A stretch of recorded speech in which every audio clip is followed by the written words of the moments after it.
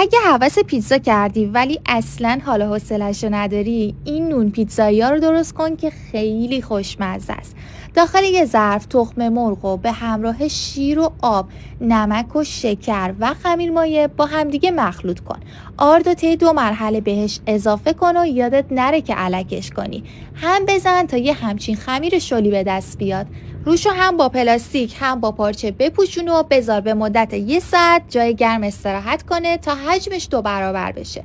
برای مواد داخلش من از ذرت، پنیر پیتزا، جعفری و سوسیس استفاده کردم. شما میتونین هر چیز دیگه ای بریزین. هم بزنید تا با هم دیگه مخلوط بشه. داخل تابه روغن بریز و بذار داغ بشه. از موادت بریز، در ظرفم حتما بذار که کامل داخلش بپزه. بعد از اینکه یه طرفش پخت برش گردون تا اون طرفش هم طلایی بشه. در نهایت میتونی با هر سوسی که دوست داری میل کنی.